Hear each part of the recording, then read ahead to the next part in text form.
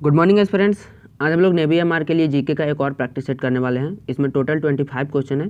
आप देख सकते हैं कि आप इन 25 क्वेश्चन में कितने क्वेश्चन कर पाते हैं। तो चलिए शुरू करते हैं आज का हमारा प्रैक्टिस सेट।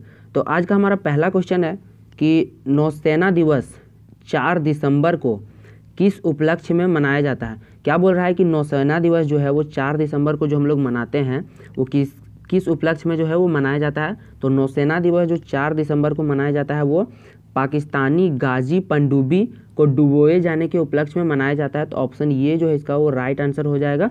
पाकिस्तानी गाजी पनडुब्बी जो था उसको डुबोए जाने के उपलक्ष्य में जो है वो 4 दिसंबर को हम लोग नौसेना दिवस मनाते हैं। अगला क्वेश्चन है कि दिलवाड़ा मंदिर या फिर माउंट आबू जो है वो किस पत्थर से बना हुआ है। तो दिलवाड़ा मंदिर जो है या फिर माउंट आबू वो सफ़ेद संगमरमर से बना हुआ है। तो ऑप्शन सी जो है इसका वो राइट आंसर हो जाएगा, सफ़ेद संगमरमर। अब अगला क्वेश्चन चलिए देखते हैं। तो हमारा अगला क्वेश्चन क्या है कि टिहरी बांध किस राज्य में है। क्या पूछ रहा है कि टिहरी बांध जो है वो किस राज्य में है। तो टिहरी बांध जो है वो उत्तराखंड में है और ये जो है वो भागीरथी नदी के ऊपर बना हुआ है। आपसे कभी कभी ये भी पूछ लिया जाता है कि टिहरी बांध जो है वो किस नदी पे बना हुआ है। तो वो जो है वो भागीरथी नदी पे बना हुआ है और उत्तराखंड में स्थित है। अब चलिए अगला क्वेश्चन देखते हैं। तो हमारा अगला क्वेश्चन है कि लोकसभा का चुनाव लड़ने के लिए कम से कम आयु कितनी होनी चाहिए। क्या पूछ रहा है कि लोकसभा का चुनाव जो है वो लड़ने के लिए कम से कम मिनिमम आयु जो है एज जो है वो कितनी होनी चाहिए। तो लोकसभा का चुनाव लड़ने के लिए मिनिमम एज जो है वो 25 साल कम से कम होनी चाहिए। तो ऑप्शन सी जो है इसका वो राइट आंसर हो जाएगा, 25 वर्ष। अब चलिए अगला क्वेश्चन देखते हैं। तो हमारा अगला क्वेश्चन है कि गीता सेठी किस खेल से संबंधित है। क्या पूछ रहा है कि गीता सेठी जो है वो किस खेल से संबंधित है। तो गीता सेठी जो है वो बिलियर्ड खेल से संबंधित है। तो ऑप्शन बी जो है इसका वो राइट आंसर हो जाएगा, बिलियर्ड। अब अगला क्वेश्चन क्या बोल रहा है कि फाहियान किसके शासनकाल में भारत आया। क्या पूछ रहा है कि फाहियान जो है वो किसके शासनकाल में भारत आया। तो फाहियान जो है वो विक्रमादित्य के शासनकाल में भारत आया था। तो ऑप्शन डी जो है इसका वो राइट आंसर हो जाएगा, विक्रमादित्य। अब चलिए अगला क्वेश्चन देखते हैं कि दांडी यात्रा जो कि 1930 में किया गया था वो गांधी जी ने कहाँ से शुरू की। तो दांडी यात्रा जो है वो अहमदाबाद से शुरू की गई थी। तो ऑप्शन बी जो है इसका वो राइट आंसर हो जाएगा, अहमदाबाद। अब आगे हम लोगों से क्या पूछ रहा है कि गोल गुंबज कहाँ पर स्थित है। क्या बोल रहा है कि गोल गुंबज जो है वो कहाँ पर स्थित है। तो गोल गुंबज जो है वो बीजापुर में स्थित है और ये जो बीजापुर है वो कर्नाटका में है। तो ऑप्शन ये जो है इसका वो राइट आंसर हो जाएगा, बीजापुर। अब चलिए आगे देखते हैं हम लोग से आगे क्या पूछ रहा है। आगे पूछ रहा है कि निम्नलिखित में व्यक्ति और उनके संबंधित क्षेत्र हैं, गलत युग्म छाटें। क्या बोल रहा है कि जो हम लोग को 4 ऑप्शन दे रखा है उसमें व्यक्ति दे रखा है और उसके संबंधित क्षेत्र दे रखे हैं। तो उनमें जो गलत है वो हम लोग को छाटना है। तो ये चारों ऑप्शन में जो गलत है वो हमारा ऑप्शन ये है, क्योंकि अल्लाह रखा जो है वो सहनाई वादक नहीं है। तो ऑप्शन ये जो है इसका वो राइट आंसर हो जाएगा, जो अल्लाह रखा है वो सहनाई वादक नहीं है। अब चलिए अगला क्वेश्चन देखते हैं। हमारा अगला क्वेश्चन है कि भारतीय राष्ट्रीय कांग्रेस का प्रथम अध्यक्ष कौन था। क्या बोल रहा है कि भारतीय राष्ट्रीय कांग्रेस यानी कि इंडियन नेशनल कांग्रेस का जो है वो प्रथम अध्यक्ष कौन था। तो इंडियन नेशनल कांग्रेस का जो प्रथम अध्यक्ष था वो उमेश चंद्र बनर्जी था। तो ऑप्शन सी जो है इसका वो राइट आंसर हो जाएगा, उमेश चंद्र बनर्जी। यहाँ उमेश लिखा हुआ है, यहाँ पे उमेश होगा, आप उमेश याद रखिएगा। उमेश चंद्र बनर्जी जो थे वो भारतीय राष्ट्रीय कांग्रेस के प्रथम अध्यक्ष थे। अब चलिए अगला क्वेश्चन देखते हैं। तो हमारा अगला क्वेश्चन है कि निम्नलिखित में से कौन सा कथन गलत है। क्या बोल रहा है कि निम्नलिखित में से कौन सा कथन गलत है। ये जो 4 ऑप्शन दिया हुआ है इन चारों में कौन सा कथन गलत है वो हम लोगों से पूछ रहा है। तो जो गलत ऑप्शन है इन चारों में वो है ऑप्शन डी, पद्म विभूषण पुरस्कार जो है वो वीरता के लिए दिया जाता है। ये गलत है, क्योंकि पद्म विभूषण पुरस्कार जो है वो वीरता के लिए नहीं दिया जाता है। तो ऑप्शन डी जो है इसका वो राइट आंसर हो जाएगा, क्योंकि हम लोग को गलत कथन चुनने बोला था। अब चलिए अगला क्वेश्चन देखते हैं। तो हमारा अगला क्वेश्चन क्या बोल रहा है कि निम्नलिखित युग्मों में भारतीय पुरस्कार व उनके क्षेत्र दिए गए हैं, गलत युग्म छाटें। क्या बोल रहा है कि निम्नलिखित युग्मों में भारतीय पुरस्कार दिया हुआ है और उनके क्षेत्र दिए गए हैं। तो क्या बोल रहा है कि हम लोग को गलत युग्म छाटने बोल रहा है। तो इसमें जो गलत है वो हमारा ऑप्शन डी है, जो जमनालाल बजाज जो अवार्ड है वो साहित्य के क्षेत्र में नहीं दिया जाता है। जो मैं आप लोगों को बता देता हूँ कि जमनालाल बजाज अवार्ड जो है वो गांधीवादी विचार या फिर मतलब कोई सामुदायिक सेवा करता है या सामाजिक विकास के लिए जो है वो जमनालाल बजाज अवार्ड दिया जाता है। तो ऑप्शन डी जो है इसका वो राइट आंसर हो जाएगा। जमनालाल बजाज अवार्ड जो है वो साहित्य के क्षेत्र में नहीं दिया जाता है, क्योंकि हम लोग को जो है वो गलत युग्म छाटने बोला था। अब चलिए आगे देखते हैं आगे क्या बोल रहा है।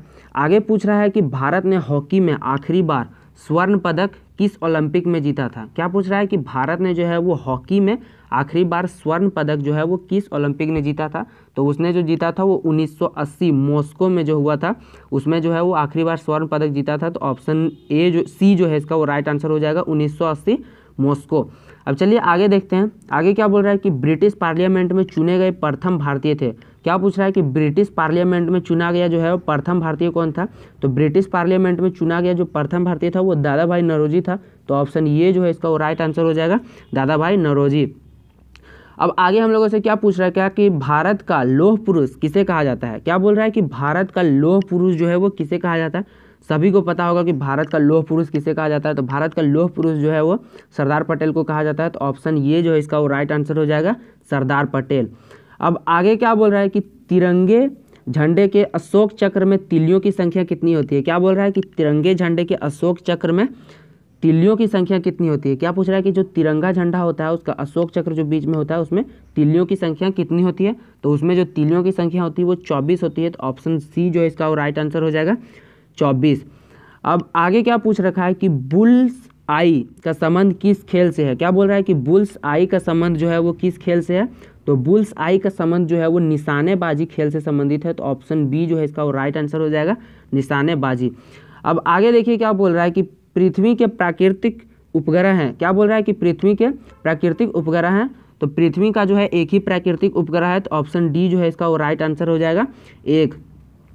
अब आगे देखिए क्या बोल रहा है कि चीन और भारत के बीच की सीमा, क्या बोल रहा है कि चीन और भारत के बीच की सीमा को क्या बोला जाता है? तो उसको जो है वो मैकमोहन रेखा बोला जाता है। तो ऑप्शन सी जो है इसका वो राइट आंसर हो जाएगा, मैकमोहन रेखा।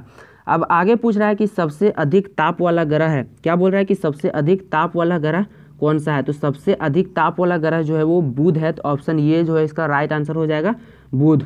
अब आगे क्या बोल रहा है कि पूर्वतः भारत में स्थित सबसे ऊंची चोटी है। क्या पूछ रहा है कि भारत में स्थित सबसे ऊंची चोटी है? तो भारत में स्थित जो सबसे ऊंची चोटी है वो कंचनजंगा है। तो ऑप्शन सी जो है इसका वो राइट आंसर हो जाएगा, कंचनजंगा।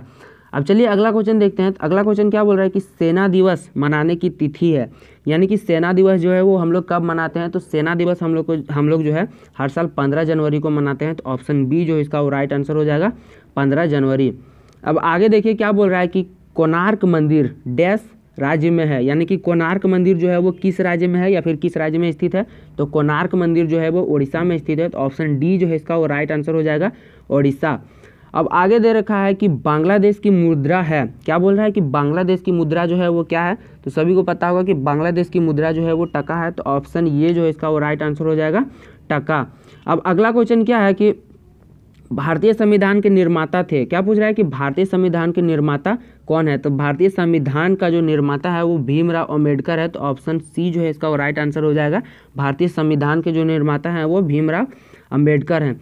तो इस प्रैक्टिस सेट का हमारा 25 क्वेश्चंस हो गया। आप हमें कमेंट करके जरूर बताएं कि आप इन 25 क्वेश्चंस में से कितने क्वेश्चन कर पाएँ। और अगर आपको वीडियो अच्छी लगी तो लाइक कीजिए, अपने दोस्तों के साथ शेयर कीजिए, और अगर चैनल पर नए हैं तो चैनल को सब्सक्राइब कर लीजिए और साथ में बेल आइकन को जरूर दबा लीजिए, ताकि आपको इसी तरह की और भी वीडियो की अपडेट्स हमेशा मिलती रहे। तो चलिए मिलते हैं अपने अगले वीडियो में, तब तक के लिए जय हिंद, वंदे मातरम।